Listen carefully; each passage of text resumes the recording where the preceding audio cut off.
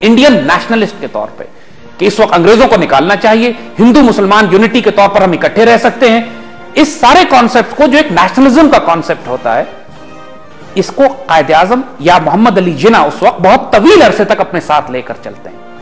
ये बहुत अरसे की बात है, 1916 1918 के आसपास की बात है जाके कि जब मोहम्मद अली जिन्ना कांग्रेस से अपने आप को अलग करते हैं, मुस्लिम लीग में शामिल होते हैं।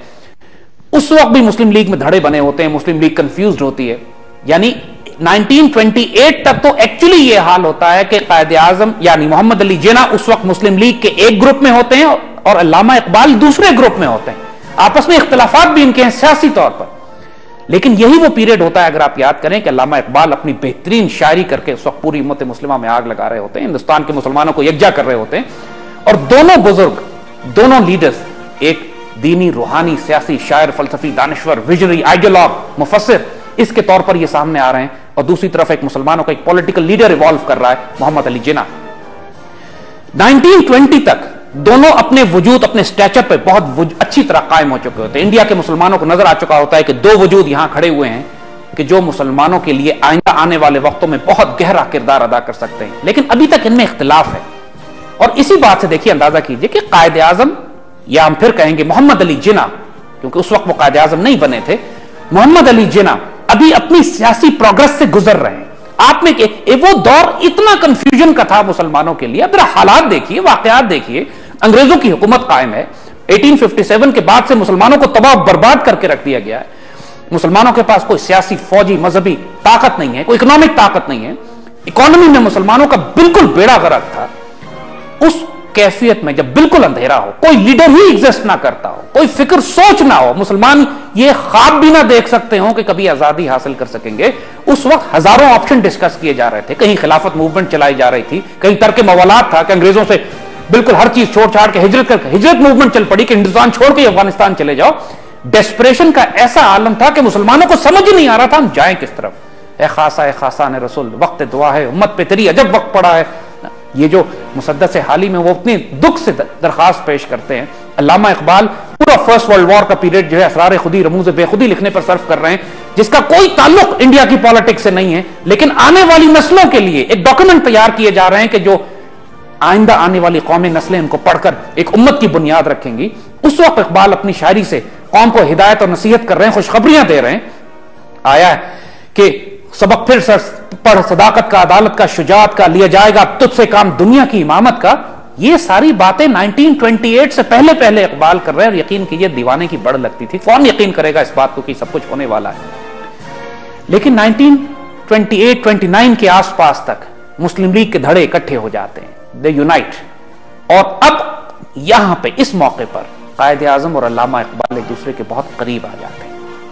ये कायदे आजम ही होते हैं जो ये प्रपोज करते हैं कि 1930 में इलाहाबाद का जो एड्रेस होगा, इलाहाबाद का जो मुस्लिम लीग का कन्वेंशन होगा, उसकी सदारत हम अल्लामा इकबाल से करवाएंगे, जहां पर अल्लामा इकबाल अपना वो मशहूर इलाहाबाद एड्रेस करते हैं, वो खिताब करते हैं, जिसमें पहली मर्तबा अल्लामा इकबाल वो विजन देते हैं कि हिंदुस्तान को तकसीम कर कर मुसलमानों की अलग रियासत बनाई जाए। पाकिस्तान की बुनियाद का नजरिया, फिक्र, सोच पहली मर्तबा 1930 में जो अल्लामा इकबाल जिस इजलास में देते हैं, उस इजलास में कायदे आजम और अल्लामा इकबाल एक दूसरे के इतना करीब आ जाते हैं कि आने वाले वक्तों में एक दूसरे के लिए चट्टान की हैसियत से, एक दूसरे के साथी हमराज की हैसियत से, आइडियोलॉग, थिंकर, मुफस्सिर की हैसियत से, इकबाल आइडियोलॉग है और उसके एग्जीक्यूशनर, उस मिशन को इंप्लीमेंट करने के लिए जिस वजूद को सिलेक्ट किया जाता है इकबाल की तरफ से, वो कायदे आजम है। एक मर्तबा अल्लामा इकबाल के यहां एक महफिल हो रही थी, ये तकरीबन 1932 का जिक्र है। उसमें अल्लामा इकबाल फरमाते हैं कि मिस्टर जिन्ना को खुदा ताला ने एक ऐसी खूबी अता की है जो आज हिंदुस्तान के किसी मुसलमान में मुझे नजर नहीं आती।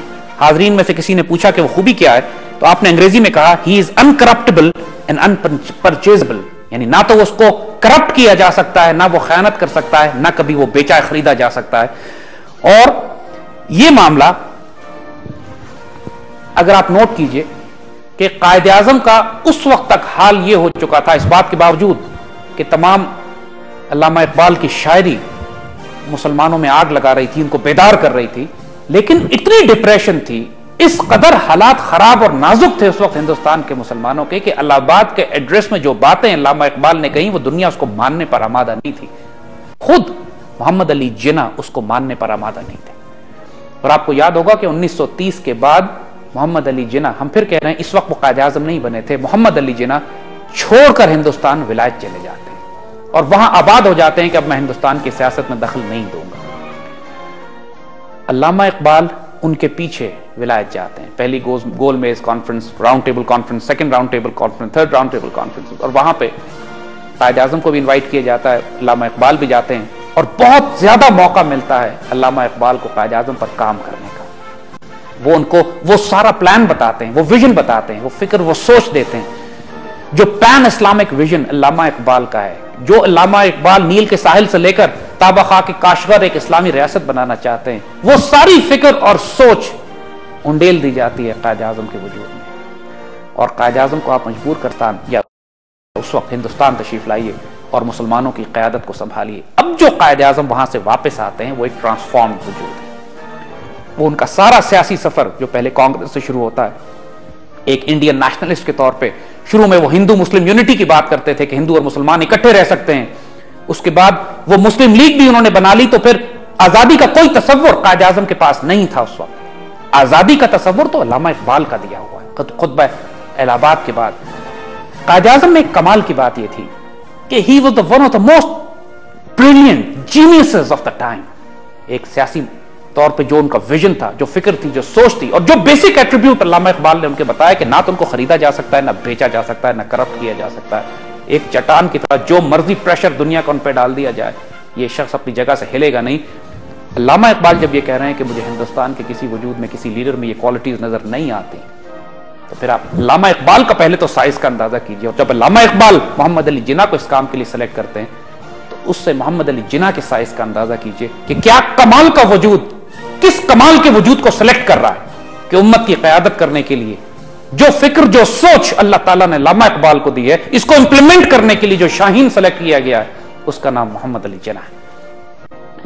لیکن پھر بھی، اور ایک بڑی دلچسپ بات ہم آپ کو بتائیں، ایک طویل خط و کتابت ہوتی ہے قائد اعظم اور علامہ اقبال کے دوران جو برسوں چلتی ہے. آج وہ ساری خط و کتابت آن ریکارڈ بھی ہے، اویلیبل بھی ہے، ڈاکومنٹڈ بھی ہے.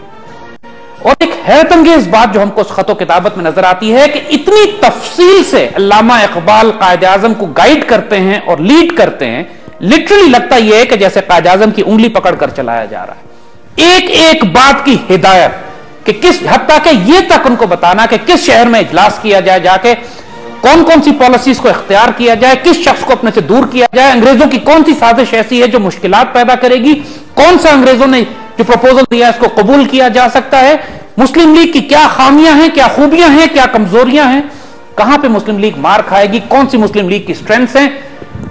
ایک ایک بات علامہ اقبال ان کو خط میں لکھ کر بھیجتے ہیں. کچھ خطوط کے حوالے ابھی ہم آپ کو دیں گے. اور علامہ اقبال کی ایک ایک بات پر قائد اعظم اس طرح عمل کرتے ہیں جیسے کوئی بچہ اپنے استاد کی بات پر عمل کرتا ہے.